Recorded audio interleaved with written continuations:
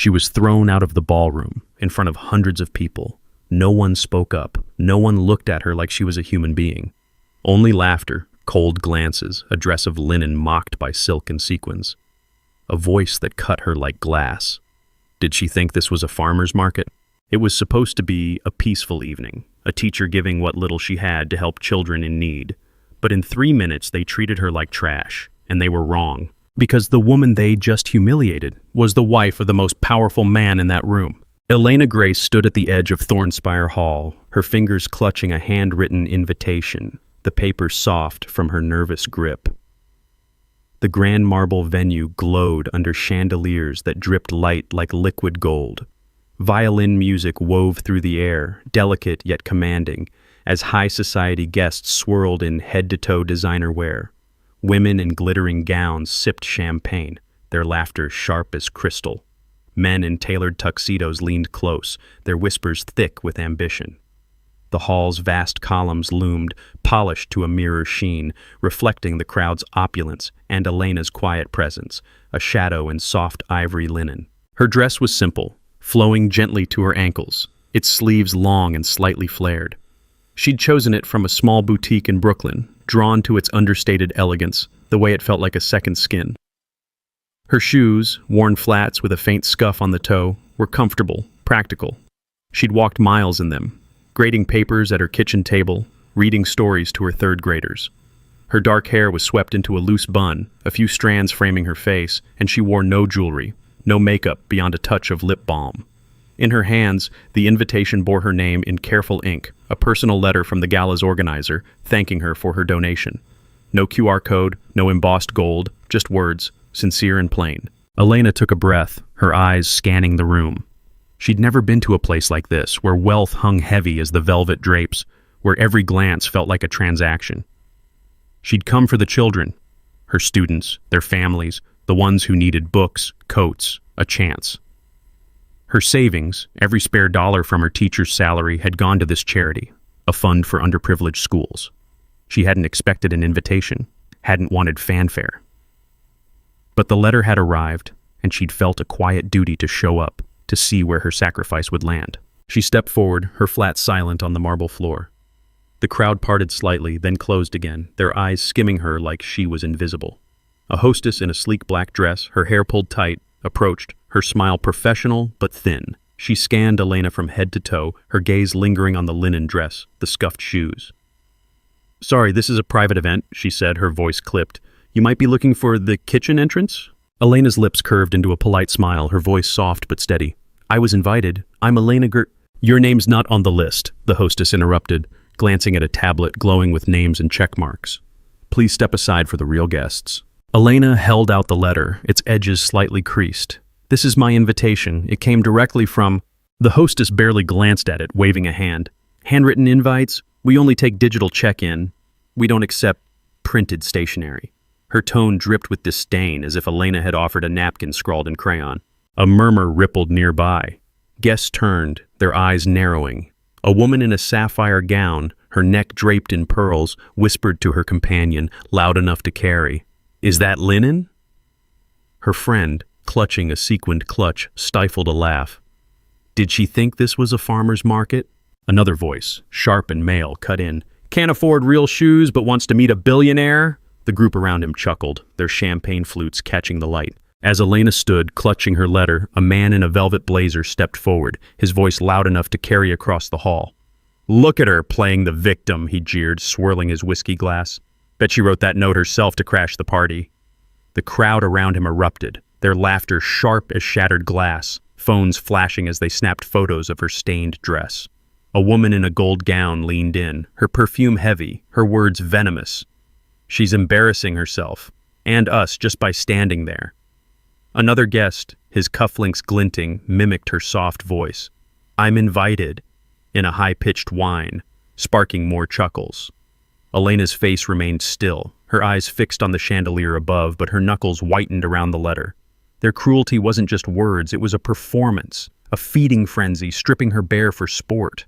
Elena stood still, her face calm, her hands clasped around the letter. She didn't flinch, didn't raise her voice, but her eyes, hazel, deep as autumn, held a quiet storm. She felt the weight of their stares, the way they stripped her bare, judging her worth by the thread count of her dress. She wanted to speak, to explain, but the words stayed locked inside, heavy as stones. A woman approached, her presence commanding the room's attention. Vanessa Laurie, dripping in diamonds, her scarlet gown hugging her like a second skin. Her blonde hair was swept into an elaborate updo, and her eyes, cold as slate, scanned Elena like a cheap accessory. "Sweetheart," Vanessa said, her voice honeyed but sharp. "This party isn't for people like you. Try a local church fundraiser. No dress code needed there." Vanessa Laurie circled Elena like a predator, her heels clicking a deliberate rhythm. "You thought you could waltz in here?" she said, loud enough for the nearest tables to hear. "This isn't a thrift store, darling. You're out of your depth." She flicked her wrist, signaling a waiter, then, accidentally, knocked a tray of canapes toward Elena, letting shrimp and sauce splatter across her dress. The crowd gasped, then laughed, a chorus of delight at the spectacle. "Oh, clumsy me," Vanessa purred, her eyes gleaming with malice. A nearby guest whispered, "She's done for now," as others joined in, their voices overlapping. What a mess. She should have known better. Elena stood frozen, sauce dripping onto the marble, her dignity under siege, yet her gaze remained steady, unshaken. Vanessa Laurie's face drained of color as Alexander's words echoed, her diamonds now a glaring spotlight on her shame. Guests turned away from her, their whispers sharp. "She's finished. Hawthorne will crush her." Her phone buzzed, urgent texts from her board, warning of canceled contracts, stocks already dipping. She tried to laugh, to toss her hair, but her hand trembled, spilling her drink. A woman who'd fawned over her earlier stepped back, her smile gone, leaving Vanessa alone in a sea of averted eyes.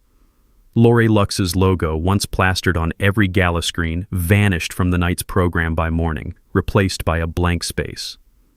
Her empire, built on image, cracked under the weight of one teacher's dignity, her name now a warning whispered in boardrooms. The crowd laughed, a cruel chorus that echoed off the marble. Elena's fingers tightened on the letter, but her expression didn't waver. She opened her mouth to respond, her voice barely above a whisper. "I'm here for the charity." But before she could finish, two security guards appeared, their black suits stark against the glittering crowd. The taller one, his jaw set, spoke first. "Ma'am, we've had complaints about an unregistered guest." His partner, shorter but broader, stepped closer. "We're going to have to escort you out." The taller guard tightened his grip on Elena's arm, his fingers digging into her skin as he pulled her toward the doors. "Stop stalling," he barked, loud enough for the crowd to hear, his face flushed with authority. His partner smirked, leaning close to mutter, "You're making a scene, lady. Should have stayed home." Guests nearby clapped, egging them on, their voices rising. "Get her out! She's ruining the vibe!" A woman in a feathered headpiece tossed a napkin at Elena, watching it flutter to her feet with a giggle. "Pick it up, sweetheart," she called, sparking more laughter. Elena's heel caught again, her arm aching, but she didn't cry out, didn't beg. Her silence only fueled their scorn, their cheers a wall of noise closing in. Elena's heart quickened, but her face remained serene. "There's been a mistake," she said, holding out the letter again. "If you just—" The taller guard grabbed her arm, his grip firm but not rough. "Let's go, ma'am." She tried to keep her balance, but her worn heel slid across the glossy marble, a faint squeak breaking the violin's hum. The crowd's laughter grew louder, their phones discreetly raised, capturing her stumble. Her eyes stung, not from pain, but from the weight of their cruelty, the way they saw her as less than human. Then, a glass tilted. A woman in emerald silk, her lips curled in a smirk, let her wine, accidentally, spill. The red liquid splashed across the hem of Elena's dress, soaking the ivory linen, pooling on the floor. "Oops," the woman said, her voice loud enough for all to hear. "Better leave before someone mistakes you for a broken prop." The woman in emerald silk stepped closer after the wine spilled, her smirk widening as she surveyed the damage. "Oh, honey, that dress is ruined," she said, her voice dripping with mock pity. "Maybe you can scrub floors to afford a new one."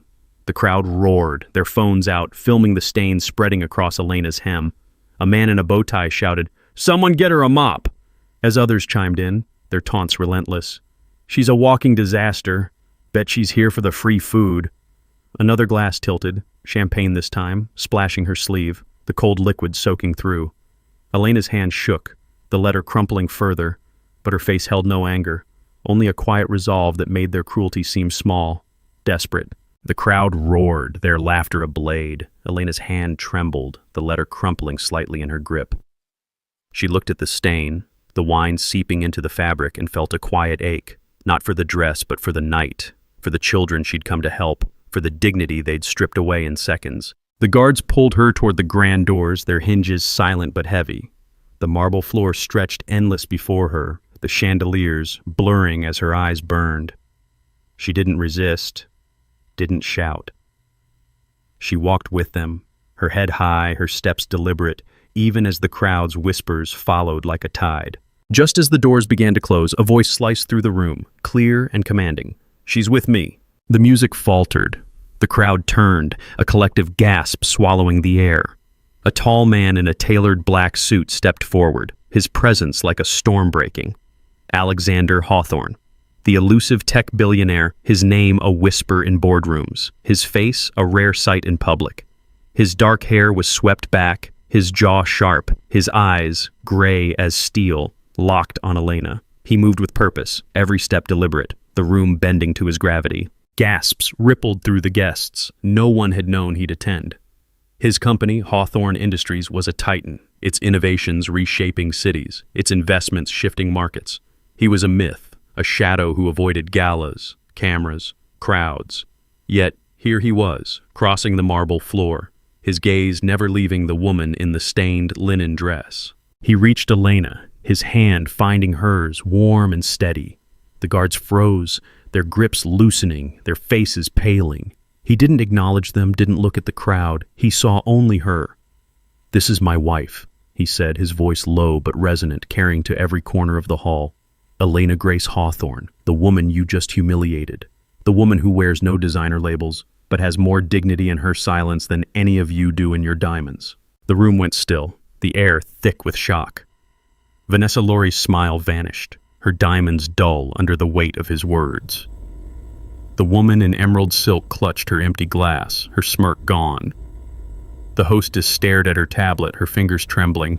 The crowd's laughter died, replaced by a silence so heavy it pressed against the walls. Alexander's eyes swept the room, cold and unyielding. "This charity gala was meant to help children in need," he said, "and you just dragged out a teacher who donated her entire savings to support them. A woman who rides the subway, eats homemade sandwiches, and teaches kids to read while you sip your champagne and mock her shoes." He paused, letting the words settle, sharp as glass. "Maybe we should ask ourselves, who here is actually trying to make a difference?" No one spoke. No one dared. The guards stepped back, their heads bowed, their radios silent.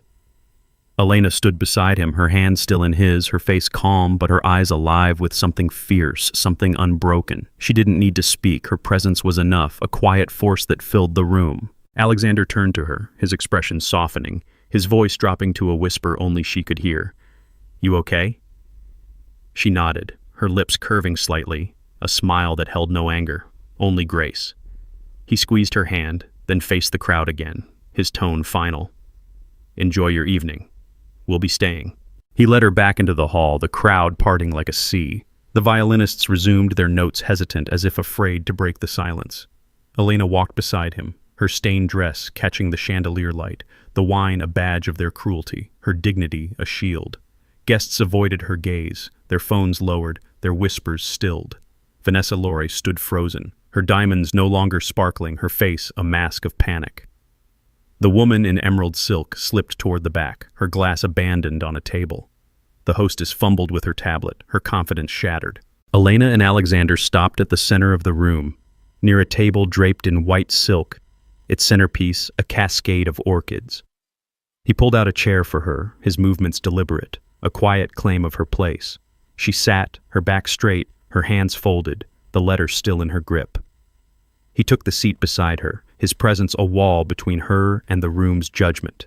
The gala continued, but the air had changed. Conversations were muted, laughter forced. Guests glanced at Elena, then away, their faces tight with shame or fear. A waiter approached, offering champagne, but she declined with a gentle shake of her head, her voice soft. "Water, please." He nodded, returning quickly with a glass, his hands trembling slightly as he set it before her. Across the room, Vanessa Laurie leaned toward a man in a navy tuxedo, her voice low but urgent. How was I supposed to know? She hissed. She looked like a nobody. The man, his cufflinks glinting, shrugged, his eyes darting to Alexander. You picked the wrong target, Vanessa. He doesn't forgive. Elena sipped her water, her gaze steady, taking in the room. She felt their eyes, their whispers, but they no longer cut. She thought of her students. Lila, who loved drawing stars. Jamal, who read slowly but never gave up. Maria, who shared her lunch when Elena forgot hers. They were why she'd come, why she'd given everything. This room, these people, they didn't define her. She did. Alexander leaned closer, his voice a murmur. You don't have to stay. We can leave whenever you want. She turned to him, her eyes meeting his, warm and certain. I'm staying, she said, for the kids. He nodded, a faint smile breaking his stern facade, pride flickering in his gaze. The evening wore on, the crowd's energy dimmed, their glamour tarnished. A woman in a silver gown approached their table, her steps hesitant, her smile nervous. Mrs. Hawthorne, she said, her voice catching. I'm Clara Voss with the charity board. We didn't know about your donation. It's extraordinary. Can we acknowledge you tonight? Elena considered, her fingers brushing the letter, then shook her head. Acknowledge the children, she said. They're the ones who matter. Clara nodded, her eyes glistening, and backed away, whispering to a colleague, She's incredible. Dinner was served, plates of seared scallops, roasted figs, delicate greens drizzled with truffle oil. Elena ate quietly, her movements precise, her thoughts elsewhere. She pictured her apartment, its small table covered in lesson plans, her kettle whistling as she made tea. She thought of Alexander, the way he'd read Plato in that library years ago, his voice soft as he quoted lines to her, rain tapping the windows. Their wedding, just them and a justice of the peace, her in a cotton dress, him in a sweater, their vows whispered like secrets. They'd chosen this life, quiet, hidden, theirs. A man in a gray suit approached, his face flushed, his tie slightly askew. Mr. Hawthorne, I'm Gerald Klein with Klein Enterprises. I want to apologize for earlier. We had no idea. Alexander's eyes were cold, unyielding. You didn't need to know who she was to treat her like a person. Gerald stammered, his hands gesturing uselessly, then retreated, his shoulders slumped. Elena touched Alexander's arm, her voice low. Let it go. He looked at her, his jaw tight, then nodded, his hand covering hers. For you, he said, and she knew he meant it, knew the storm he could unleash if she asked. But she wouldn't. Her power wasn't in vengeance. It was in her stillness, her choice to rise above. The auction began, a sleek MC in a tuxedo calling out items, a yacht weekend, a diamond necklace, a private jet tour. Bids climbed, voices competing, egos flexing. Elena listened, her face serene, her mind on the children. When the MC announced a fund for school libraries, her donation's purpose, Clara Voss took the stage, her voice steady but emotional. Tonight, we've received a gift that will change lives, she said. A single donor gave everything she had, every dollar saved, every sacrifice made, for our kids. She asked to remain anonymous, but her heart is here, in this room. The crowd applauded, their claps polite but hollow. Elena felt Alexander's hand tighten on hers, his pride a quiet fire. She didn't need their cheers, didn't want their spotlight. She'd done what she came to do. Vanessa Laurie sat at a distant table, her face pale, her diamonds dim. She'd tried to mingle, to laugh, but the room had turned on her. Guests whispered her name, their tones sharp. Her company, Laurie Lux, relied on Hawthorne's contracts, and she knew it. She caught Elena's eye, just for a moment, and looked away, her hands twisting her napkin. The night deepened, the chandeliers casting long shadows. Elena rose, her dress still stained, her letter tucked into her pocket. Alexander stood with her, his arm a steady anchor. They moved toward the stage where Clara waited, her eyes warm. We raised $10 million tonight, Clara whispered, gripping Elena's hand. Because of you. Elena shook her head, her smile soft. Because of everyone. But the room knew the truth. Phones buzzed, screens lighting up as guests posted, their captions shifting. Shart Elena Grace, # true class. A photo of her standing beside Alexander, her dress stained but her head high, spread like wildfire. By morning she'd be a name, a story, the billionaire's wife who dresses like nobody. The world would see her, not for her linen, but for her light. As they stepped toward the doors, Alexander paused, pulling something from his coat, a small bouquet of sunflowers, their petals bright as her students' laughter. He handed them to her, his voice a whisper.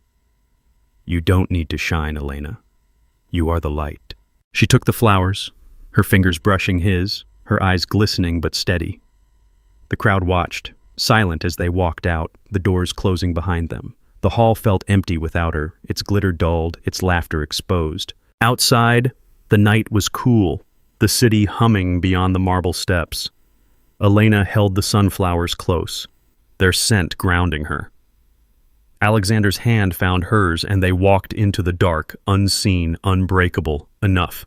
The next day, the Gala's guest list became a blacklist. Companies tied to the loudest mockers. Klein Enterprises, Voss Media, half a dozen others, woke to Hawthorne's wrath. Contracts severed, partnerships dissolved, stocks plummeted, headlines screaming Hawthorne's revenge. The man in the velvet blazer who'd called Elena a fraud watched his firm's valuation halve overnight, his board ousting him by noon.